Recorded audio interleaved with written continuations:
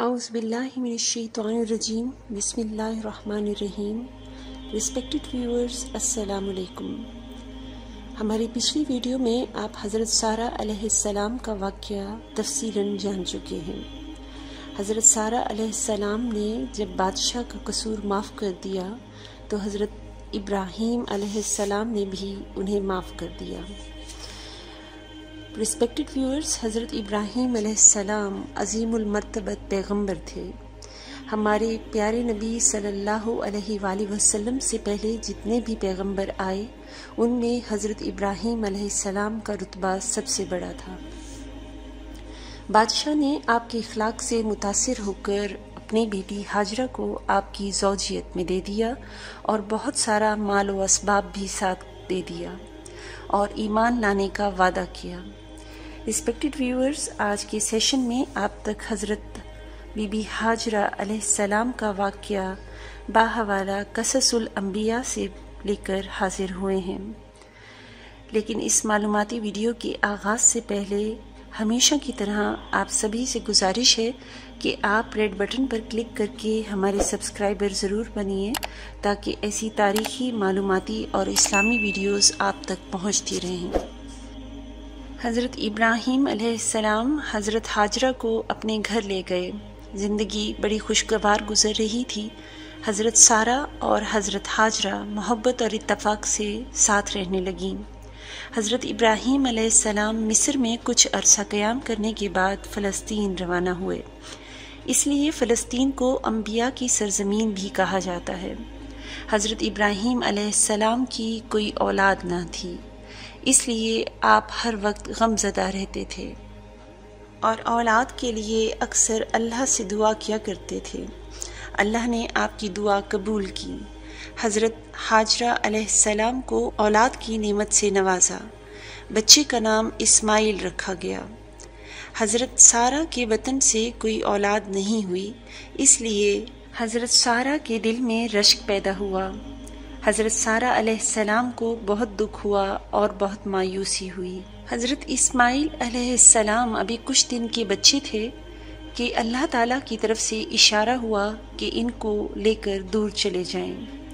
ایک دن سارہ علیہ السلام حضرت ابراہیم علیہ السلام سے اللہ کے حکم سے خواہش ظاہر کرتی ہیں، حضرت بی بی ہاجرہ اور ان کے بچے کو میری نظروں سے دور رکھا جائے۔ سارہ علیہ السلام کی یہ تجویز حضرت ابراہیم علیہ السلام کے لیے رنج و غم کا باعث بن گئی۔ حضرت ابراہیم علیہ السلام بھی سارہ علیہ السلام سے بہت زیادہ محبت کرتے تھے۔ وہ آپ کی پہلی بیوی تھیں۔ اللہ تعالیٰ نے پھر آپ پر وحی بھیجی کہ ہاجرہ اور اس کے بچے کو علیحدہ رکھو۔ اتنے میں جبریل علیہ السلام اللہ کے حکم سے پہلی دفعہ کائنات کی زمین پر سب سے پہلے انسانی روپ میں ظاہر ہوئے اور فرمایا کہ اللہ تعالیٰ نے فرمایا ہے کہ جیسے کہہ رہی ہیں ویسا کیجیے۔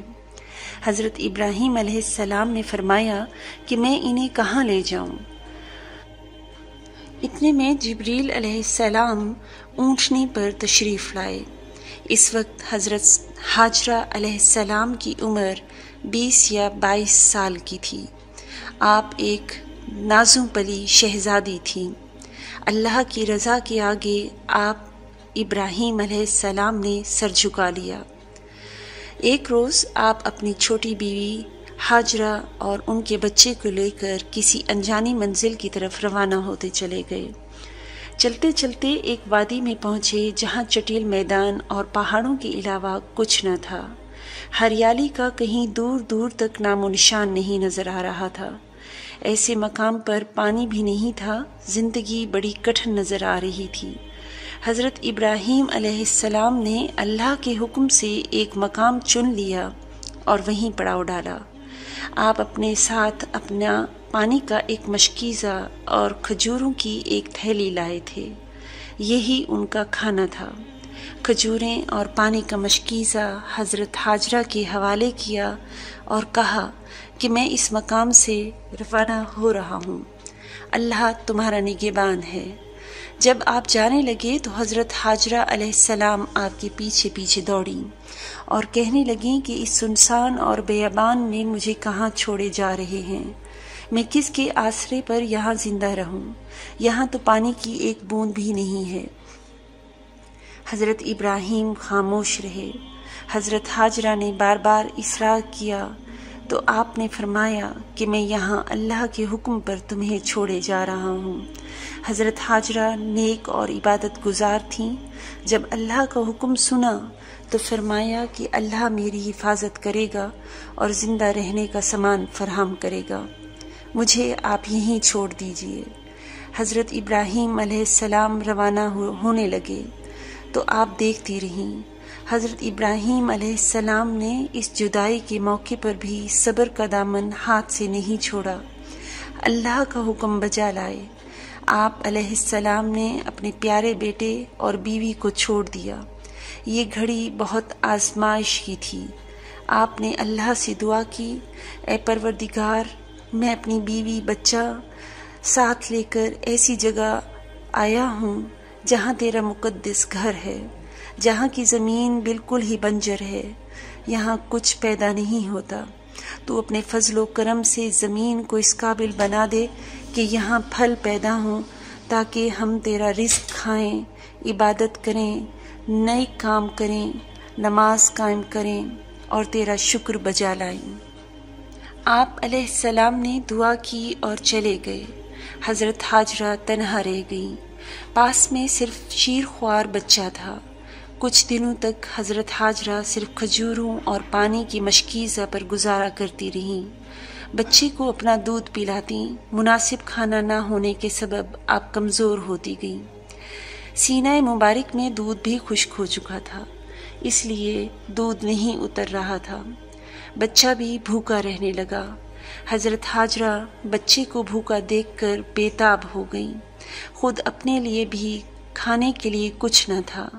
اسماعیل علیہ السلام ابھی بچے تھے، بھوک سے رو رہے تھے۔ بچے کی یہ حالت دیکھ کر ماں تڑپ اٹھی۔ دل میں خیال آیا کہ کہیں کوئی انسان نظر آ جائے تو ٹھارس بندھے۔ آپ دوڑی ہوئی ایک بلند مقام پر چڑھ گئیں۔ یہ ایک پہاڑی تھی، اس کا نام صفا تھا۔ دور دور تک نظریں دوڑائیں لیکن کوئی نظر نہ آیا۔ وہاں سے اتر کر قریب ایک اور پہاڑی پر چڑھ گئیں، اس کا نام مروہ تھا، لیکن وہاں سے بھی کوئی نظر نہ آیا۔ ہر طرف سوائے ویرانی کے کچھ نہ تھا۔ اس بے چینی اور بے قراری کے عالم میں صفا اور مروہ کی پہاڑیوں پر 7 مرتبہ چکر لگائے، پھر بچے کے پاس پہنچیں۔ دیکھا کہ بچے کی ایڑی کے قریب ہی اللہ کی رحمت سے ایک چشمہ پھوٹ کر بہہ رہا ہے۔ حضرت حاجرہ علیہ السلام صفا اور مروہ کے درمیان چکر لگاتی رہتی اور اپنے بچے کی طرف بغور دیکھتی رہتی۔ جب بھوک اور پیاس کا غلبہ ہوا اور ہمت نہ رہی تو چکر کھا کر زمین پر گر پڑی۔ اسی اثنا میں کیا دیکھتی ہیں کہ بچے کے پاس ایک انسان ٹھہرا ہوا ہے۔ وہاں ہمت بندھا کر پہنچی تو دیکھتی کیا ہے کہ وہ ایک فرشتہ ہے۔ اس نے حضرت اسماعیل علیہ السلام کی ایڑی کے پاس اپنا پر مارا اور وہاں سے پانی ابلنے لگا۔ انہوں نے چاروں طرف مٹی کی ڈول بنا کر اس کو گھیر لیا اور مشک میں بھی پانی بھر لیا اور خود بھی پیا اور بچے کو بھی پلایا۔ جہاں آپ حضرت بی بی حاجرہ ٹھہری ہوئی تھیں، ایک روز وہاں سے کچھ قافلہ گزر رہا تھا۔ قافلے والوں نے دور دور سے انسانی نفوس کو دیکھا تو انہیں تجسس ہوا۔ وہ قریب آئے تو حضرت حاجرہ اور بچے کو وہیں پایا۔ انہیں پانی کی ضرورت تھی۔ حضرت حاجرہ سے پانی طلب کیا تو آپ نے زمزم کے چشمے کی طرف سے اشارہ کیا۔ قافلے والوں نے پانی پیا اور مویشیوں کو بھی پلایا۔ اس کے عوض حضرت حاجرہ کو کھانے کے لیے کچھ کھجوریں پیش کیں اور اس سنسان و بیابان میں رہنے کا سبب دریافت کیا۔ ایک مرتبہ بنو جرہم کا قافلہ آیا۔ جب آب زمزم دیکھا تو وہیں پڑاؤ ڈال لیا اور رہائش اختیار کر لی۔ ان کے پاس کثرت سے مویشی بھی تھے۔ جوں جوں دن گزرتے گئے حضرت اسماعیل علیہ السلام بھی بڑے ہو گئے۔ قبیلہ بنو جرہم کے آنے کے بعد آبادی کچھ بڑھ گئی اور ایک بستی بن گئی۔ حضرت ابراہیم علیہ السلام کچھ عرصے بعد وہاں پہنچے تو دیکھا کہ علاقہ میں کچھ انسان نظر آ رہے ہیں۔ انہوں نے اپنے بیٹے حضرت اسماعیل اور بیوی حضرت ہاجرہ سے ملاقات کی۔ اس طرح سے آپ علیہ السلام کے آنے جانے کا سلسلہ شروع ہو گیا۔ آپ حضرت ہاجرہ کے پاس بھی رہنے لگے۔ حضرت سارہ بھی حضرت ہاجرہ کی خبر لینے لگی۔ ریسپیکٹڈ ویورز، حضرت ہاجرہ علیہ السلام کے اس ایمان افروز واقعے سے ہمیں یہ سبق ملتا ہے کہ ہمیں ہر چیز اللہ پر قربان کر دینی چاہیے کہ اللہ ہم سے راضی ہو جائے۔ اللہ تعالیٰ کو راضی کرنے کے لیے یقین کیجئے کہ اگر ہم اپنا ایک قدم بڑھاتے ہیں تو اللہ تعالیٰ کی رحمت ہمیں اپنی چھاؤں میں لے لیتی ہے۔ ہمیں یہ تمام انبیاء کے قصے اس بات پر امید کرتے ہیں کہ اس معلوماتی ویڈیو سے آپ کی معلومات میں ضرور اضافہ ہوا ہوگا۔ اگر آپ ایسی ہی اسلامی اور تاریخی ویڈیو حاصل کرنا چاہتے ہیں تو ریڈ بٹن پر کلک کر کے ہمارے بیل آئیکن کو ضرور پریس کر لیجئے اور ہمارے سبسکرائبر ضرور بنیے۔ بہت جلد آپ سے دوبارہ ملاقات ہوگی۔ اللہ حافظ۔